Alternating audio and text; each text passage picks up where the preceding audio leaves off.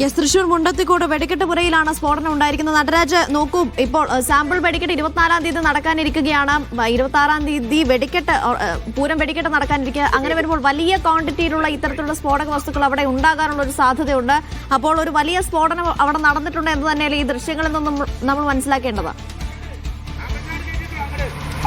അങ്ങനെ തന്നെയാണ്. വലിയ രീതിയിലുള്ള സ്ഫോടനം ഉണ്ടായിരുന്നത് ഇപ്പോൾ അനുമാനിക്കേണ്ടി വരും. തുടർച്ചയായി പൊട്ടിത്തെറികൾ ഉണ്ടാകുന്നതിന്റെ വിവരങ്ങൾ നമുക്ക് ലഭിക്കുന്നുണ്ട്.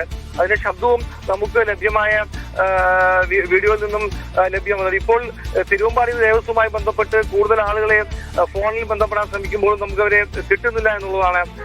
വെടിക്കോപ്പിന്റെ ചുമതലയുള്ള നമ്മൾ ഫോണിൽ ബന്ധപ്പെടാൻ ശ്രമിക്കുമ്പോൾ അവരെ ഫോണിൽ കിട്ടുന്നില്ല. പ്രദേശത്ത് വളരെ ബുദ്ധിമുട്ടുള്ള സാഹചര്യം, പ്രത്യേകിച്ച് പുകയൊക്കെ തന്നെ സാഹചര്യമാണ് ഉള്ളത്. എന്തായാലും വെടിക്കെട്ട് പുരയിൽ 40-ലധികം തൊഴിലാളികൾ ജോലി ചെയ്തിരുന്നു എന്നുള്ളത് ശരിയാണ്. കാരണം ഇന്ന് രാവിലെ അവിടെ മാധ്യമപ്രവർത്തകർ ചെന്നപ്പോൾ പോലും അവസാനഘട്ട ഒരുക്കങ്ങളാണ് അവിടെ നടന്നുകൊണ്ടിരുന്നത്. അതുകൊണ്ട് തന്നെ ആളുകൾ കൂടുതൽ ഉണ്ടാകും എന്നുള്ള കാര്യത്തിൽ സംശയമില്ല. അനീഷ്, കൂടുതൽ സംഭവത്തിന് കൂടുതൽ ദൃശ്യങ്ങൾ കൂടി നമുക്ക് ലഭ്യമാക്കാൻ കഴിയും.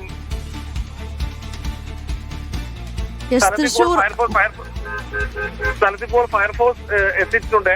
തൃശൂർ മെഡിക്കൽ കോളേജിലേക്ക് ചിലരെ കൊണ്ടുപോയി എന്നുള്ളതാണ് പ്രാഥമിക വിവരമായി നമുക്ക് ലഭിക്കുന്നത്. എത്ര പേര് തൃശൂർ മെഡിക്കൽ കോളേജിലേക്ക് കൊണ്ടുപോയിട്ടുണ്ട് എന്ന കാര്യത്തിൽ നമുക്ക് ഇപ്പോഴും വ്യക്തത ലഭിച്ചിട്ടില്ല. കുറച്ചുപേരെ തൃശൂർ മെഡിക്കൽ കോളേജിലേക്ക് കൊണ്ടുപോയിട്ടുണ്ട്. ബാക്കി ചിലരെ തൃശൂരിലെ സ്വകാര്യ ആശുപത്രികളിലേക്കും കൊണ്ടുപോകേണ്ടി വരും. ഇതിൽ കാഷ്വാലിറ്റി എത്രത്തോളം ഉണ്ട് എന്നുള്ള കാര്യത്തിൽ ഇപ്പോൾ നമുക്കൊരു വ്യക്തത വന്നിട്ടില്ല. തൃശൂർ മുണ്ടത്തിക്കോട് എന്ന് പറയുന്നത് തൃശൂർ നഗരത്തിൽ നിന്നും വിട്ടുമാറി കുറച്ച് ദൂരെ ഉള്ള സ്ഥലമാണ്.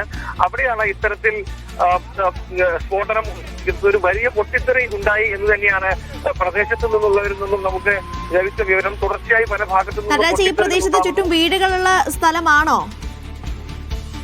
മുണ്ടത്തിക്കോട് വീടുള്ള സ്ഥലമാണ്. പക്ഷേ വെടിക്കെട്ട് നിർമ്മാണം നടക്കുന്ന സ്ഥലം കുറച്ച് വിജനമായ സ്ഥലമാണ്. അതിന്റെ മറ്റ് ചില ഭാഗങ്ങൾ മാത്രമാണ് വീടുകൾ ഉള്ളത്. ഇത് അല്പം മാറി നിന്ന് ഇത്തരത്തിൽ നിർമ്മാണം നടക്കുന്ന ഒരു സ്ഥലമാണ്.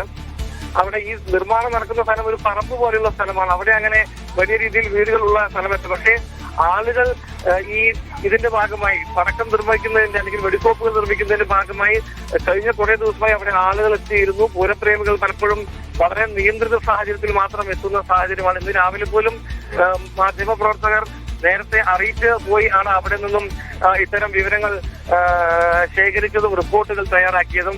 അപ്പോൾ പോലും വേറെ ഒരു പ്രശ്നമൊന്നും ഉണ്ടായില്ല. കഴിഞ്ഞ ദിവസം ജില്ലാ കളക്ടർ പല സ്ഥലങ്ങളിലും സ്ഫോടക വസ്തുക്കളുടെ ശേഖരമൊക്കെ തന്നെ പരിശോധിക്കുന്ന സാഹചര്യമൊക്കെ തന്നെ നമ്മൾ കണ്ടിരുന്നു. തൃശൂർ പൂരമായതുകൊണ്ട് തന്നെ ഉപയോഗിക്കുന്ന സ്ഫോടക വസ്തുക്കളുടെ കാര്യത്തിൽ കൃത്യമായ ഒരു മോണിറ്ററിംഗ് അധികൃതരിൽ നിന്നും ഉണ്ടാവാറുമുണ്ട്. കഴിഞ്ഞ ദിവസം തൃശൂർ ജില്ലാ കളക്ടറുടെ നേതൃത്വത്തിൽ പല സ്ഥലങ്ങളിലും ഇത്തരത്തിലുള്ള പരിശോധനകൾ നടന്നിരുന്നു.